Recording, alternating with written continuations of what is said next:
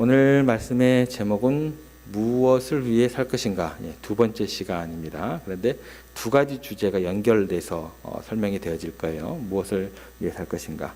인생의 궁극적인 목적에 대한 이야기가 되겠습니다. 꿈이 없는 백성들은 방자히 행한다라는 성경의 말씀이 있습니다.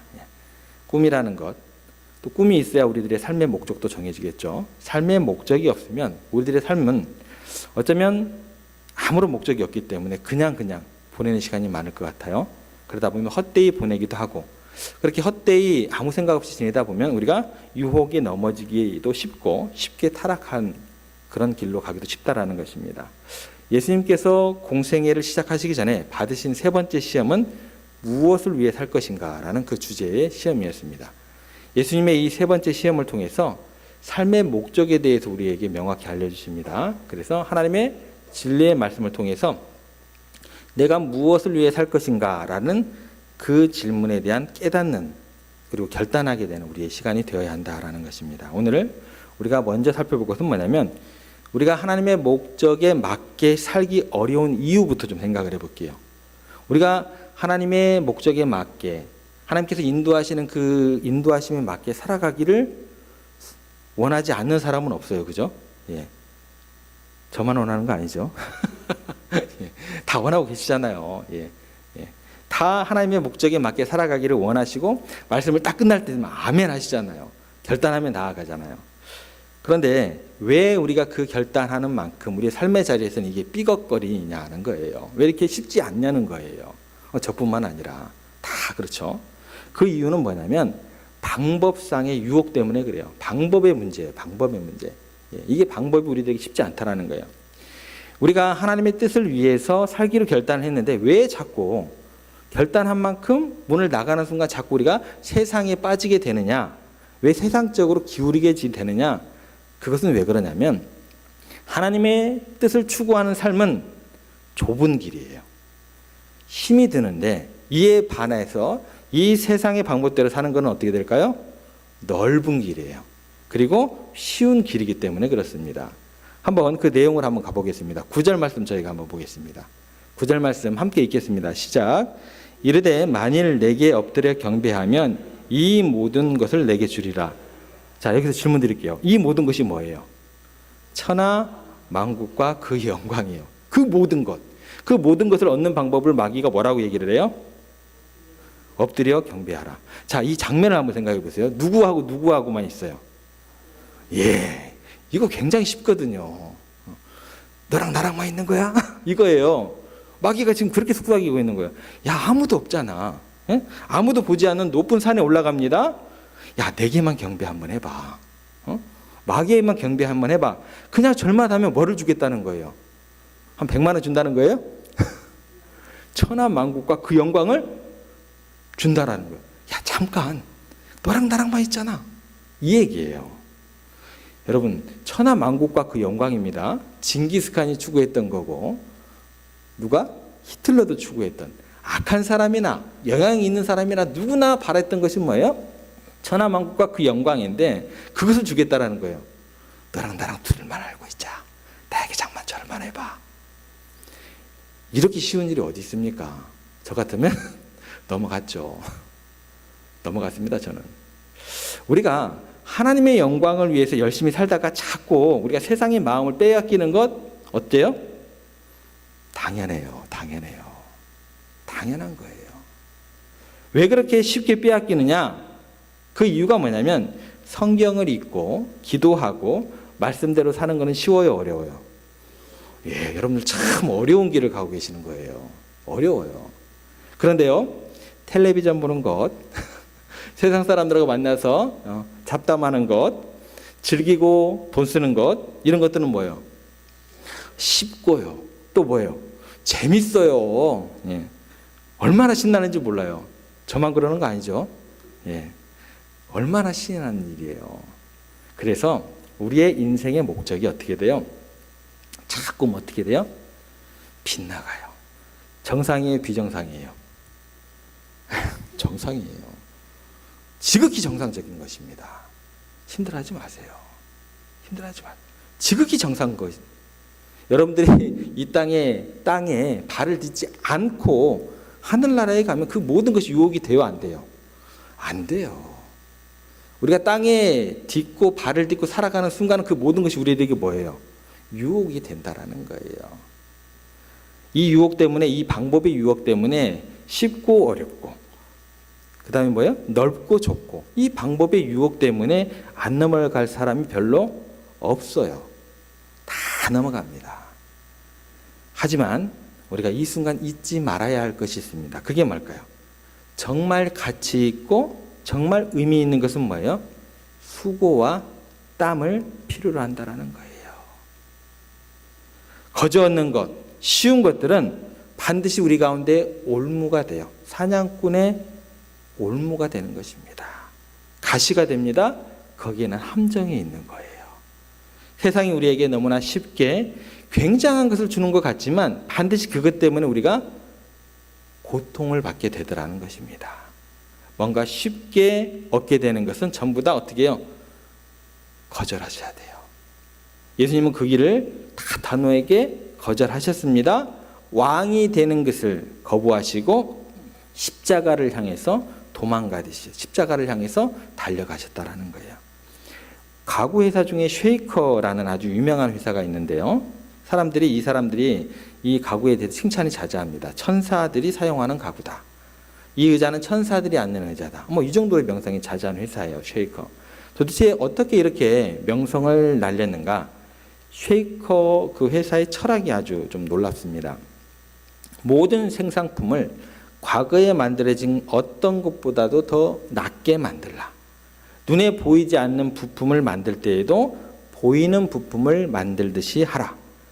가장 일상적인 물건을 만들 때에도 최상의 재료만을 사용하라. 당신이 가장 큰 것에 주의를 기울이는 것만큼 똑같이 가장 작은 것에도 주의를 기울이라. 당신이 만드는 모든 물건이 영구적인 것이 되도록 디자인하라. 이 철학이 바탕이 됩니다. 힘들어도 시간을 투자를 하더라도 보이지 않는 것, 사소한 것, 작은 것을 영원한 가치처럼 땀을 흘리고 노력을 해야지 위대한 것이 나올 수 있다는 철학입니다. 여러분, 세상의 길들은 우리들에게 이야기를 합니다. 야, 큰 길을 만들어. 큰 길을 가라고 하고 또 유명해지라고 말을 하지만 그것은 하나님의 영광에 이르지 못하는 길이 될 확률이 굉장히 많다라는 거예요. 예수님은 좁은 길, 고난당하는 길, 십자가의 길을 선택하셨습니다. 그것은 하나님의 영광을 위해서 그 방법이 아무리 힘들어도 고달파도 그것이 정도이기에 십자가의 길이기에 그 길을 묵묵히 가셨다라는 거예요. 그래서 예수님은 천하 만국이 다 보이는 꼭대기에서 너랑 나랑만 있어. 절 한번 해봐. 그래도 절하지 않으시고 대신 선택하신 길이 뭐예요? 채찍에 맞으시고 골고다 언덕에서 옷을 다 벗김을 당하시고 못 박혀 죽임을 당하셨지만 그 길은 어떤 길이었어요? 인류를 구원하는 가장 위대한 일이요. 천하 만국의 영광과 비교가 되지 않는 하나님의 목적과 뜻을 온전하게 완전하게 이루는 그 위대한 길을 그 십자가의 길을 통해서 이루셨다라는 것입니다.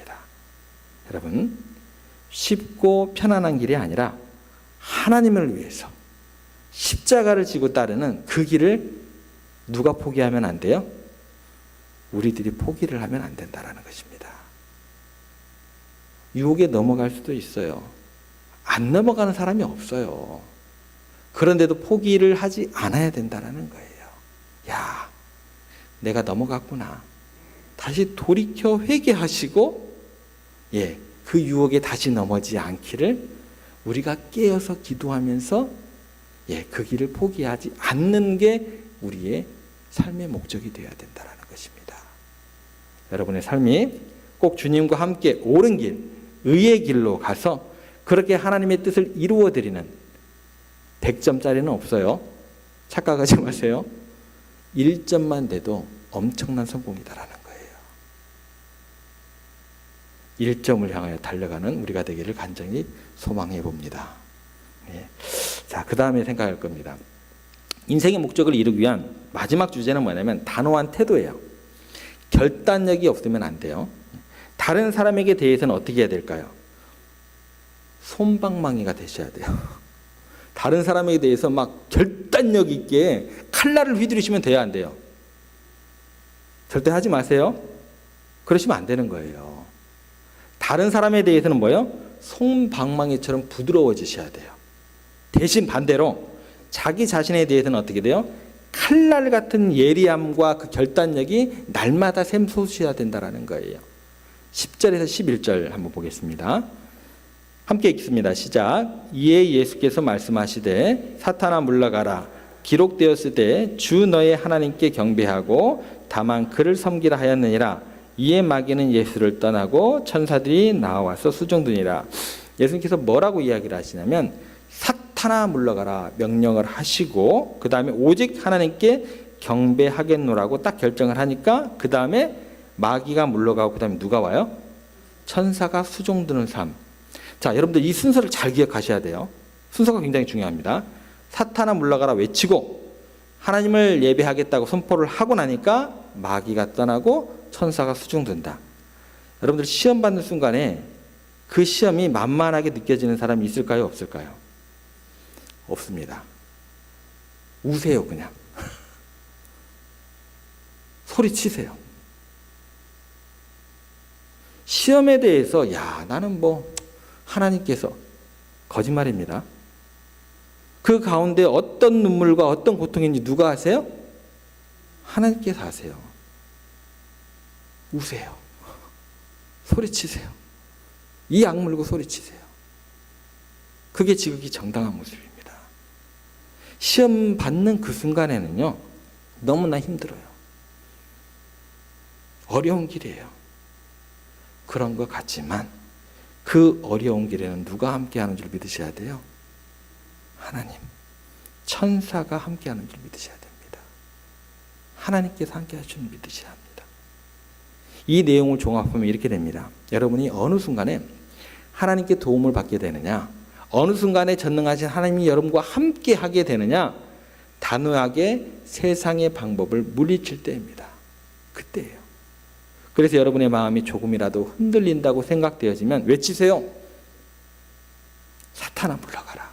사탄아 물러가라. 마음속에 유혹이 오면 사탄아 물러가라.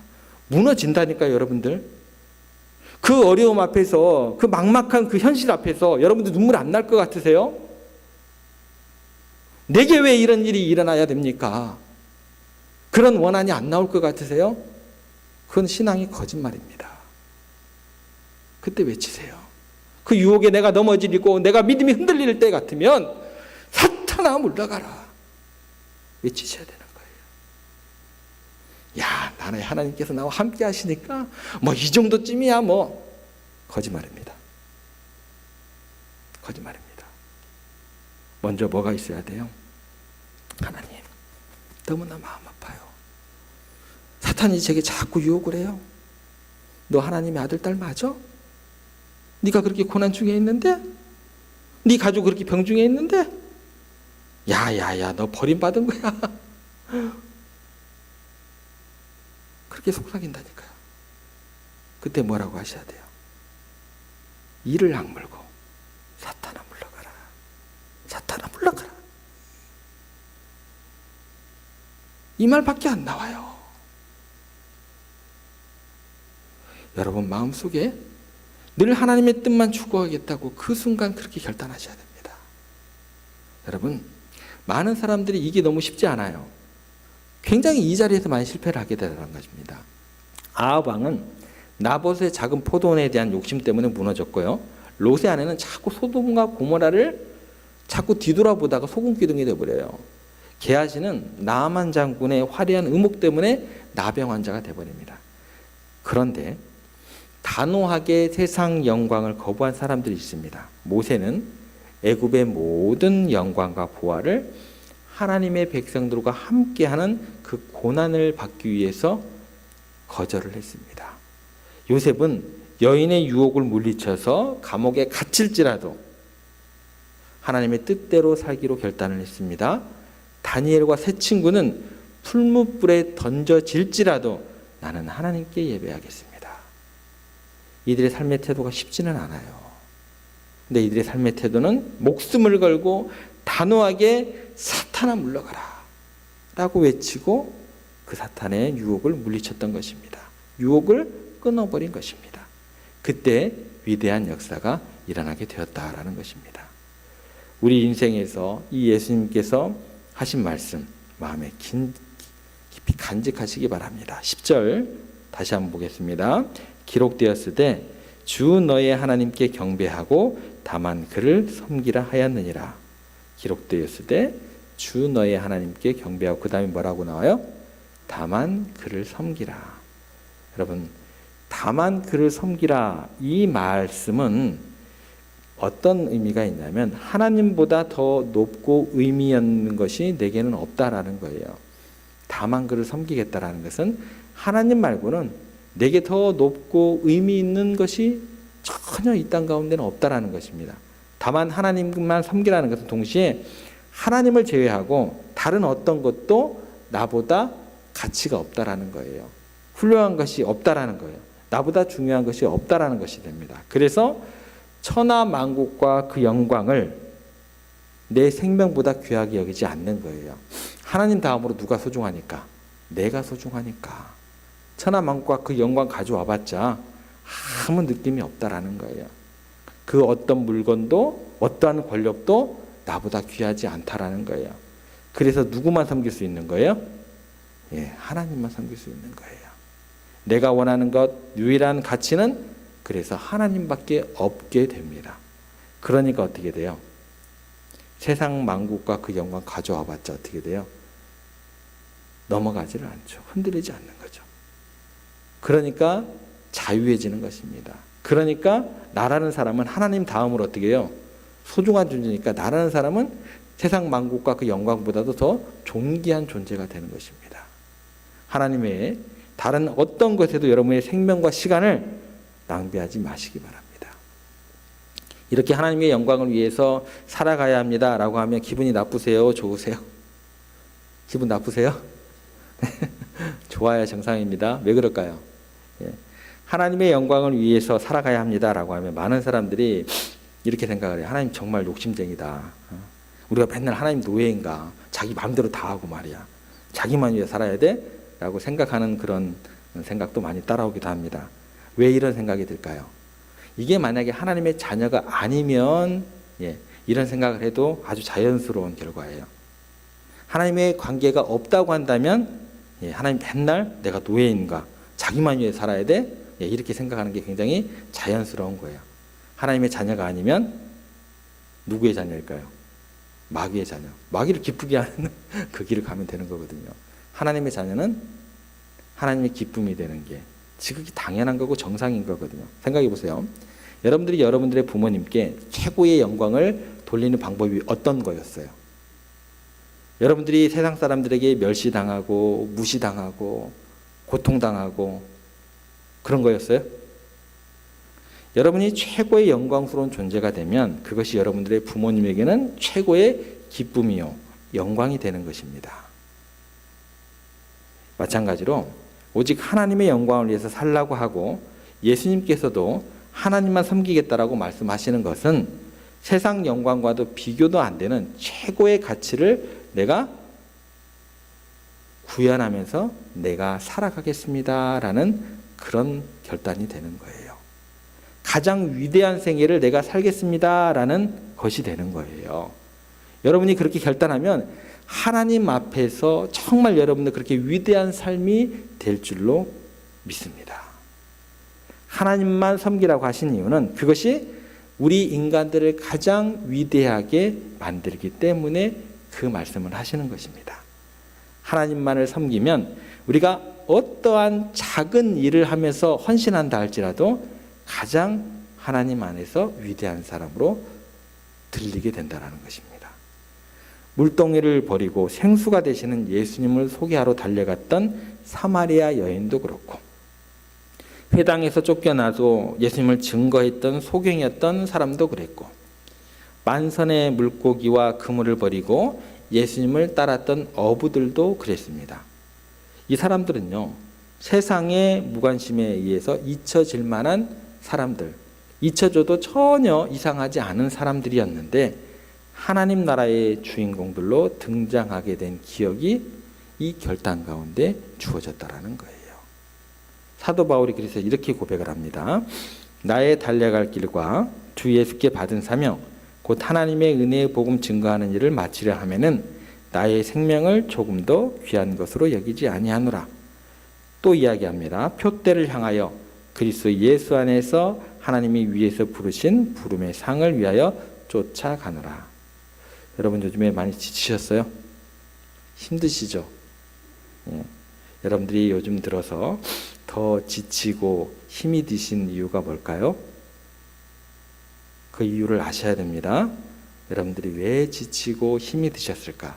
그 이유가 뭐냐면 세상 영광에 우리가 현혹되어서 그렇습니다. 그게 거의 99%예요. 나를 구원하신 놀라운 그분을 위해서 하나님의 영광을 위해서 살기로 다시 한번 결단하시고 그 가운데서 지칠 줄 모르는 용기를 가지고 하나님을 영화롭게 하는 삶을 살겠노라고 그렇게 다시 한번 결단하시면서 그 순간 여러분들을 결코 외면하지 않으시는 하나님과 함께 아름답게 동행하는 여러분들과 세종의 모든 가족들 되시기를 주님의 이름으로 축복합니다.